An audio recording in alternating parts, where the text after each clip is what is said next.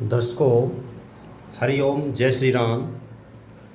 ज्योतिष के क्षेत्र में बेसिक ज्योतिष सीखने के लिए ये आज का जो टॉपिक है बहुत ही ज़्यादा महत्वपूर्ण है। जो जातक अपनी कुंडली खुद देखना चाहते हैं या जो ज्योतिष सीख रहे हैं उनके लिए ये जो टॉपिक है बहुत ज़्यादा इम्पोर्टेंट है।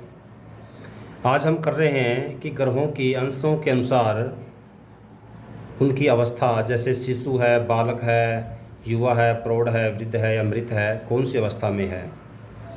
तो सबसे पहले इन चीज़ों को करने से पहले आपको एक बात ध्यान देना होगा कि जो राशियां होती हैं, राशियां की पुरुष राशि कौन सी है और स्त्री राशि कौन सी है।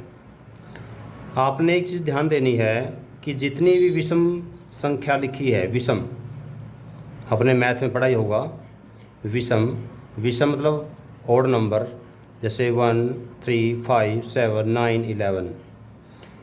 तो ये जो विषम संख्या की राशियां हैं वो सारी पुरुष राशियां होती हैं, और सम संख्या की जो राशियां हैं वो सारी की सारी स्त्री राशियां होती हैं। एक तो आपको ये ज़रूर ध्यान देना है, क्योंकि यदि आपको ये पता नहीं होगा तो आप इनके अवस्थाओं को उल्टा कर सकते हो। अब ये ऐसा क्यों ज़रूरी है? क्योंकि पुरुष राशि के केस में अलग रूल है और स्त्री राशि के केस में अलग रूल है। कैसे? जैसे एक तो आपको पता ही होगा कि एक राशि में कोई भी ग्रह 30 डिग्री रहता है। जैसे किसी एक राशि में किसी ग्रह ने प्रवेश किया, प्रवेश करते ही 0 डिग्री हुआ, 0 से 30 तक आया, 30 डिग्री होते ही वो अगले राशि में प्रवेश कर जाएगा, फिर उसके बाद फिर 30 डिग्री रहेगा। कहने का मतलब ये है कि टोटल जो सर्कल होता है हमारा, ये सर्कल होता है ब्रह्मांड का, वो 360 डिग्री का होता है। ये तो आपको पता ही होगा यदि मैथ जानते होंगे तो। इस 360 डिग्री में हमारी टोटल राशि 12 है। तो 12 राशियाँ 360 को यदि हम 12 से भाग करें तो 12 × 3 = 36, अर्थात 30 डिग्री। तो एक राशि को जो है ना 30 डिग्री माना गया है। अब इसमें ऐसा नहीं होता कि भी हर ग्रह हर अवस्था में एक जैसा रिजल्ट दे। जिस समय किसी राशि में प्रवेश कोई ग्रह करता है तो उसके शुरुआत का जो टाइम होता है, अर्थात 1-2 डिग्री तक, और लगभग मृत प्राय होता है, अर्थात वहाँ पर ज़्यादा अच्छा रिजल्ट नहीं देता। जैसे आगे बढ़ता रहेगा उसकी डिग्री बढ़ती रहेगी। जैसे हम सबसे पहले पुरुष राशियों की बात करें, पुरुष राशि कौन सी? विषम संख्या राशियाँ। तो इसमें क्या होता है, जैसे सपोज करो सूर्य ने एक राशि में प्रवेश किया, ठीक है। एक राशि में प्रवेश करने के बाद स्टार्टिंग के जो 2 डिग्री तक, 1-2 डिग्री तक उनका रिजल्ट लगभग न के बराबर होता है। उसके बाद आगे बढ़ता रहेगा, जैसे 6 डिग्री तक शिशु की अवस्था में होता है। शिशु की अवस्था में थोड़ा सा हल्का सा रिजल्ट देता है। उसके बाद 6 से 12 में वो बालक अवस्था में होता है, और 12 से 18 में युवा अवस्था में, 18 से 24 में प्रौढ़ अवस्था में, 24 से 28 में वृद्ध अवस्था में, और 28 से 30 में मृत अवस्था में। अर्थात जहाँ से शुरुआत होती है वो बिल्कुल नगण्य से शुरू होती है और आखिर में आते आते भी उसकी शक्ति ऐसे ही ख़त्म हो जाती है। बीच का जो टाइम होता है ये युवा का टाइम होता है, युवा अवस्था का टाइम 12 से 18 का। तो कहने का मतलब ये है कि जब ग्रह कि 12 से 18 डिग्री के बीच रहता है तो वो 100% रिजल्ट देता है। इसमें आपने क्या ध्यान देना चाहिए कि जो मृत अवस्था जिसे हम बोलते हैं, तो उसमें जो ग्रह है वो लगभग 0% ही रिजल्ट देता है। उसके बाद जैसे शिशु अवस्था में आता है और तो लगभग 25% रिजल्ट देना शुरू कर देगा। उसके बाद बाल अवस्था में आएगा, बाल अवस्था में 50% रिजल्ट देगा।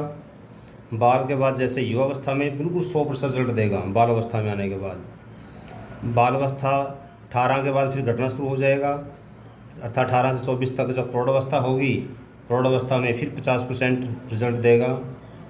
और उसके बाद 24 से 28 तक जो यह अवस्था है वृद्ध अवस्था, उसमें फिर कम रिजल्ट देगा। और जैसे ही 25% रिज़ल्ट देगा और लास्ट का जो टाइम होगा वो मृत अवस्था जैसी होगी, 0% रिज़ल्ट होगा। इसमें आपने एक चीज़ ध्यान और देनी है, ये तो एक मोटा मोटा सा हमारे जो ऋषि मुनियों ने थोड़ा मोटा मोटा सा एक बनाया हुआ है।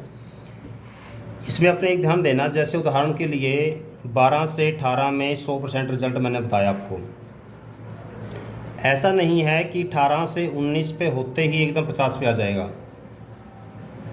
ऐसा नहीं होता कभी भी। आपको यदि उसमें 19 डिग्री पे आने के बाद 100 से थोड़ा कम होगा, 20 पे आने के बाद फिर थोड़ा और कम होगा, 21 पे आने के बाद थोड़ा और कम होगा, 22 पे आने के बाद थोड़ा और कम होगा। तो कहने का मतलब है ये अवस्था, ये बीच की अवस्था है, ये एवरेज अवस्था होती है, एवरेज अवस्था। जैसे बाल अवस्था में ऐसा नहीं है कि भी 6 डिग्री पे भी 50 था और आगे 12 डिग्री पे आने के बाद भी 50 ही है, ऐसा नहीं है। 6 पे यहाँ मान लें 25 था, तो 6 पे डिग्री 6 पॉइंट कुछ आने के बाद तो डिग्री उनकी बढ़ती रहेगी। तो 25 के बाद जैसे 30 डिग्री, 35 डिग्री, 40 डिग्री, 45 डिग्री, इस टाइप से ये बढ़ते रहते हैं। कहने का मतलब ये है कि डिग्री जैसे जैसे बढ़ेगी तो असेंडिंग ऑर्डर में और यहाँ पर डिसेंडिंग ऑर्डर में बढ़ते हैं। ठीक है, ये तो एक मोटा मोटा सा सिखाने के पर्पज़ से लिखा हुआ है। बस आपने ये ध्यान देना कि जैसे डिग्री बढ़ेगी तो रिज़ल्ट भी बढ़ता रहेगा। 18 तक उसका रिज़ल्ट बढ़ेगा, 18 के बाद उसका रिज़ल्ट घटेगा, ये आपने ध्यान देना बस। ये था पुरुष राशि केस में। स्त्री राशि केस में उल्टा होता है। स्त्री राशि मतलब सम राशियाँ। उल्टा कैसे? यहाँ पर जैसे 28 से 30 में मृत था, यहाँ पर 0 से 2 में मृत होगा। यहाँ भी सेम ही था, वैसे ये वाला तो पार्ट मृत जैसा होता है। उसके बाद ये वृद्ध अवस्था में आता है, वृद्ध के बाद प्रौढ़ अवस्था, प्रौढ़ के बाद युवा, युवा के बाद बाल, बाल के बाद शिशु, शिशु के बाद सिर्फ सेम वही मृत अवस्था आ जाती है। तो कहने का मतलब ये है कि पुरुष राशियों में पहले बढ़ता है फिर घटता है, स्त्री राशियों में पहले घटता है उम्र के हिसाब से, फिर युवा हो जाता है, युवा होते होते बालक बन जाता है, फिर शिशु अवस्था में आ जाता है, फिर दोबारा से मृत अवस्था में आ जाता है। तो ये आपको ध्यान देना होगा, क्योंकि जब तक आपको इन चीज़ों का पता नहीं रहेगा, जब तक आपको फलादेश करने में समस्या आएगी। उदाहरण के लिए जैसे सपोज करो लगन में गुरु है, लगन में गुरु है और कहीं ना कहीं यहाँ पर सपोज केंद्र में चंद्र भी है। तो गुरु और चंद्र हमने केंद्र में देखा और देखते ही हम ये सोचें कि भी तो गज केसरी योग बन गया या हंस योग बन गया, ये तो बहुत भाग्यशाली व्यक्ति है, ये व्यक्ति तो कहीं भी रुकने वाला नहीं है। ऐसा कोई ज़रूरी नहीं है। कारण क्योंकि सबसे पहले हमने केवल ग्रह नहीं देखने, ग्रह के साथ साथ इनकी डिग्री भी देखनी है। बाई चांस यहाँ गुरु तो है, पर गुरु बाई चांस यहाँ केवल 2 डिग्री का ही हुआ, तो 2 डिग्री का है तो यहाँ से कहाँ गज केसरी योग बनेगा। गज केसरी पूर्ण योग उसे तब बोलते हैं जब गुरु और चंद्र दोनों युवावस्था में हो, अर्थात 12-18 के बीच में हो, पूर्ण अपनी यौवन अवस्था में हो और पूरा 100% रिजल्ट देने वाले हों, तब हम कहेंगे कि पूर्ण गज केसरी योग बन रहा है। अब केवल ग्रह देख करके ही हमें कोई प्रेडिक्शन नहीं करनी, ग्रह की डिग्री देखना भी बहुत ज़्यादा ज़रूरी होता है, उसका कितना रिजल्ट मिलेगा। अब इसके अलावा जब भी हम कोई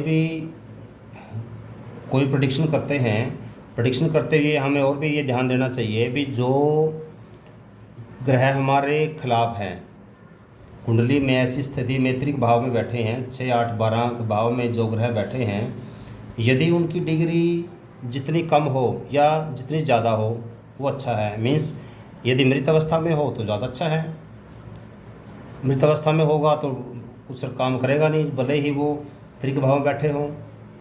पर यदि त्रिक भाव में बैठा हुआ ग्रह युवावस्था में हो तो सीधी बात है कि वो नुकसान ज़्यादा करेगा। तो किसी भी कुंडली में हम ये प्रेडिक्शन करें कि केवल ग्रह बैठ गया तो ऐसा हो जाएगा, ऐसा कभी मत करना।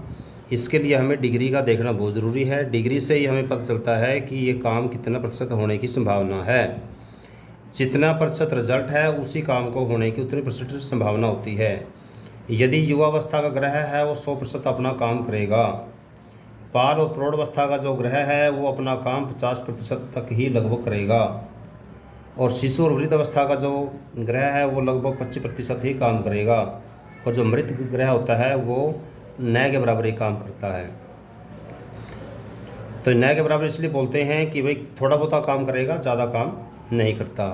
वो तो एक नाम दिए हुए हैं, मृत, शिशु, वृद्ध, बाल, प्रौढ़, युवा, ये तो एक नाम दिए हुए हैं। तो इस प्रकार से अपने इनको ध्यान रखना, और ध्यान रखते हुए किसी भी प्रेडिक्शन को करने से पहले ये ज़रूर ध्यान देना कि भाई कौन सा योग बन रहा है, उसमें वो कितना स्ट्रॉन्ग है। जब भी कोई भी योग बनता है, योग कारक जो ग्रह है उसका यदि जितना युवावस्था में होगा वो उतना ही ज़्यादा प्रभाव देगा। जैसे उदाहरण के लिए, जैसे लगन में मंगल है और लगन में चंद्र भी है, केंद्र भाव में मंगल और चंद्र दोनों युवावस्था में हैं, तो सीधी सी बात है यहाँ पर रोचक योग बनेगा।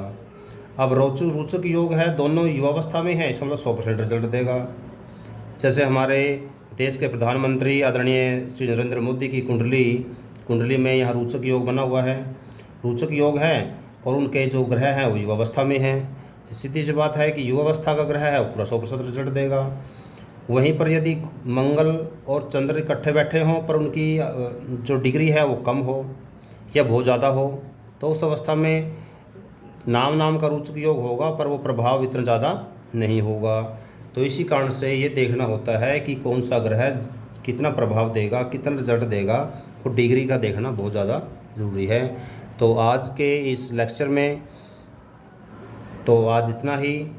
तो साथियों, विद्यादान महादान कहा गया है, तो मैंने एक समय निकाल करके आपके लिए एक छोटी सी वीडियो बनाई। तो अब आपका फ़र्ज़ बनता है कि ये वीडियो यहीं तक न रुके, आप आगे इसको शेयर करें ताकि और भी ज़्यादा लोग ज्योतिष के क्षेत्र में कुछ सीखें। और ये जो ज्योतिष है वो एक केवल अंधविश्वास नहीं बल्कि एक शास्त्र है, क्योंकि ऋषियों ने इसको शास्त्र माना है। हमारे जो 6 वेदांग हैं उन 6 वेदांग में से एक ज्योतिष भी है। शिक्षा, कल्प, व्याकरण, निरुक्त, छंद और ज्योतिष, ये 6 हमारे वेदांग हैं। वेदांग में से एक वेदांग ज्योतिष भी है। तो साथियों, हमारे इस चैनल को सब्सक्राइब करें, शेयर करें और बेल आइकन दबाएं। धन्यवाद। जय हिंद।